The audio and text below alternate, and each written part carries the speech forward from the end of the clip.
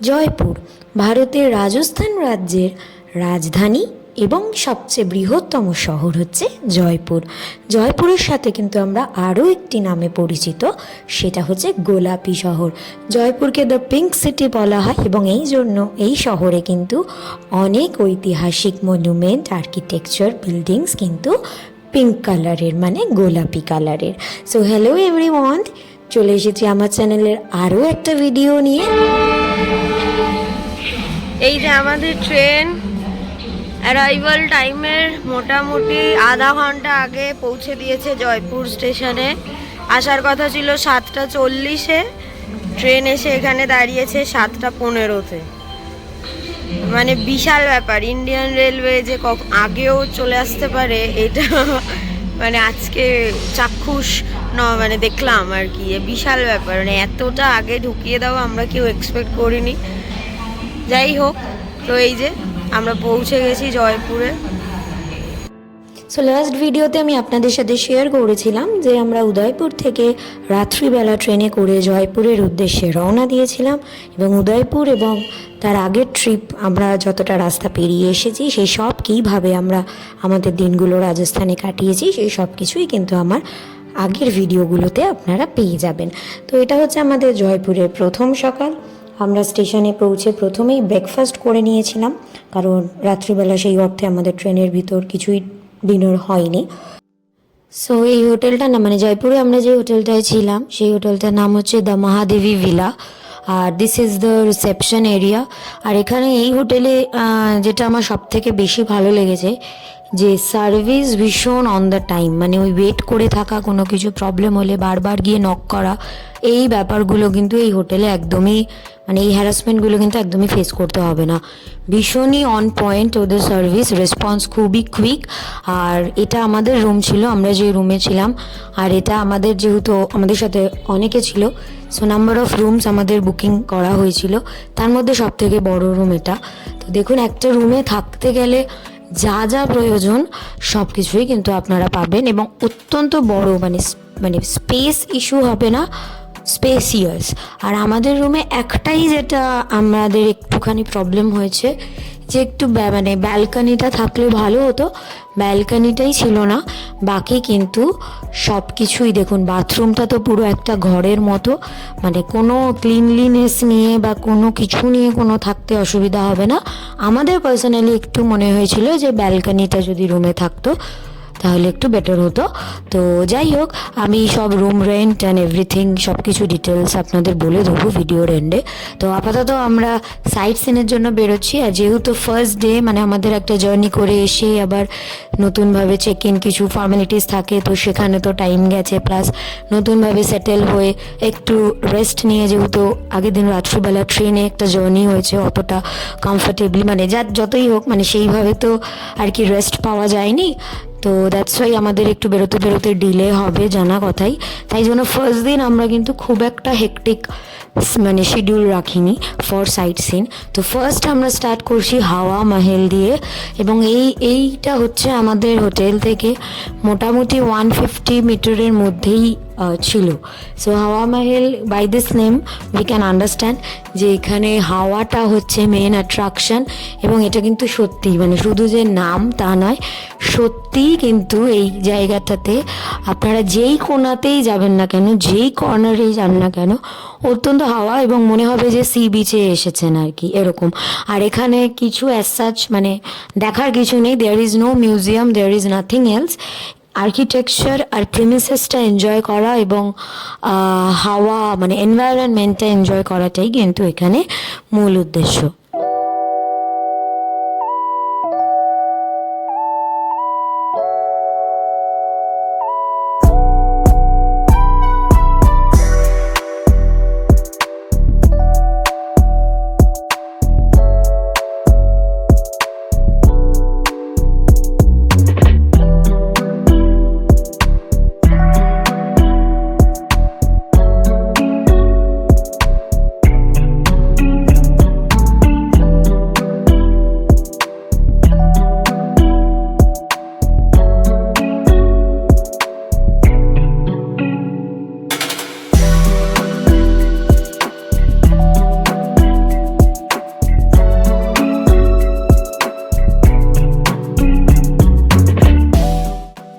Point আমাদের city palace. এইটা হচ্ছে সিটি প্যালেসের একদম আউটসাইড ভিউটা, বাট আমরা সিটি প্যালেসে ঢুকিনি বিকজ আমাদের হাতে বেশি একটা সময় ছিল না। বাকি পয়েন্টসগুলো তাহলে সেদিনকার যেগুলো ফিক্স ছিল সেগুলো হতো না কভার করার।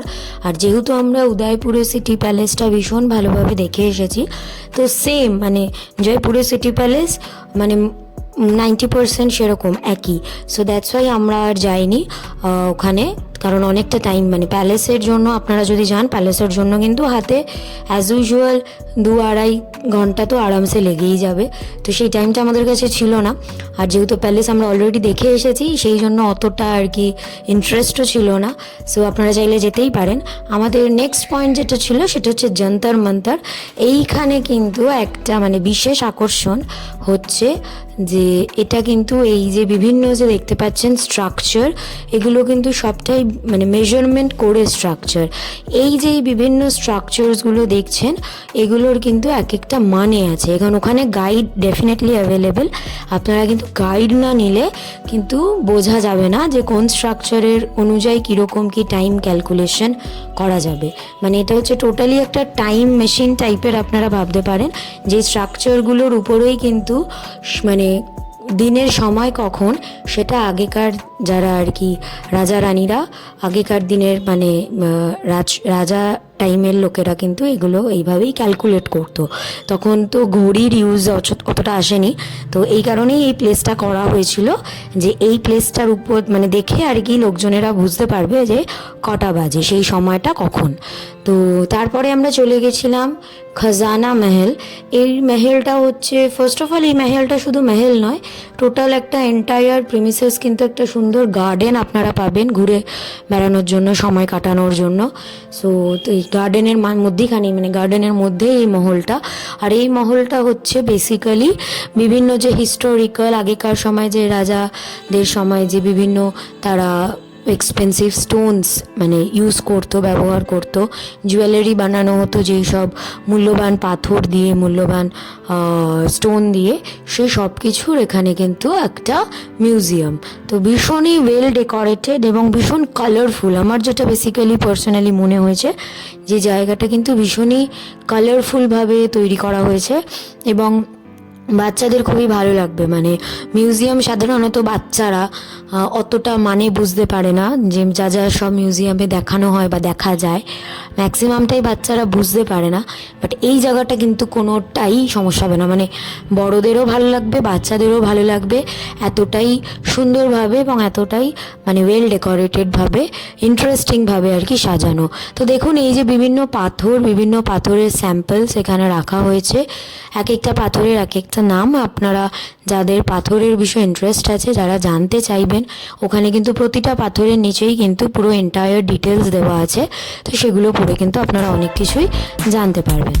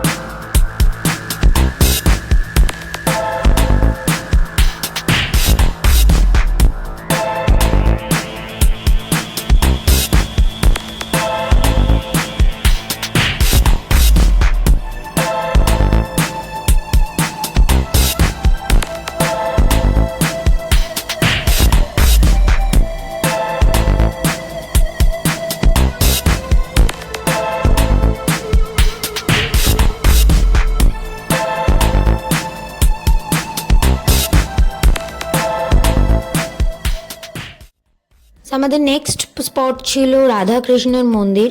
তো এই মন্দির নিয়ে তো বলার কিছু নেই, মন্দির যেরকম হয় সেটা তো মানে সেরকমই মন্দির আর কি। কিন্তু এই মন্দিরের একটা বিশেষ বিষয় আছে যে মন্দিরটি ভীষণ জাগ্রত মন্দির বলে মানুষ বিশ্বাস করে এখানকার বাসিন্দারা।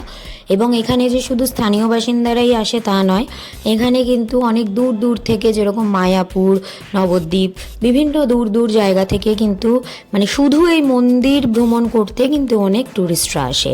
আর এই মন্দিরের যেটা আমার আরও একটা জিনিস ভালো লেগেছে, যে এখানে কিন্তু শুধু পুজো করা বা ভগবানের উদ্দেশ্যে আসা সেটা একমাত্র এখানে বিষয় নয়। এখানে কিন্তু চাইলে আপনারা একটা সুন্দর দারুণ সময় কাটানোর একটা জায়গা হিসাবেও মন্দিরটিকে ভাবতে পারেন। কিন্তু আমি প্রেফার করব যে আপনারা যদি সানসেটের টাইমে বা সন্ধেবেলা, মন্দির 8টা 8:30 অবধি খোলা থাকে, তো আপনারা চাইলে সন্ধেবেলাও আসতে পারেন। আর নয়তো সানসেটের টাইমে যদি আসেন তাহলে ভীষণই একটা রিল্যাক্সিং টাইম আপনারা এখানে স্পেন্ড করতে পারবেন। শুধু দেখুন মানে শুধু এরিয়াটা, মানে কতটা বড় এরিয়া জুড়ে মন্দিরটা, এবং এখানে কিন্তু মানে কোনো বাধা নিষেধ নেই। আপনারা যে কেউ আসলে এখানে কিন্তু মানে মন্দিরে ওই ঢোকার জন্য কোনো পারমিশন নেওয়ার ব্যাপার নেই, এটা ওপেন ফর অল। আপনারা কিন্তু এখানে এসে দারুণ একটা সময় কাটাতে পারবেন। তো তারপরে আমরা জলমহলের সামনে চলে গেছি। তো জলমহল দূর থেকেই দেখতে হবে, জলমহলের কাছে গিয়ে দেখার কোনো অপশান নেই, একদম জলের মাঝখানে। তো আমরা দূর থেকেই যতটা দেখা যায় দেখেছি। তো তারপরে আমরা লাঞ্চের জন্য চলে এসেছিলাম মোহাম্মদী প্যালেস বলে একটা restaurant. After the lunch will call it a day. আমাদের ফার্স্ট দিন এইভাবেই কেটেছে। চলে আসবো আবার জয়পুরের সেকেন্ড দিন আমরা কিভাবে কাটিয়েছি সেই সব কিছু নিয়ে আপনাদের সাথে শেয়ার করতে নেক্সট ভিডিওতে। টিল দেন সকলে ভালো থাকবেন, আর আমার ভিডিওটা ভালো লাগলে প্লিজ লাইক করে দেবেন। Thank you.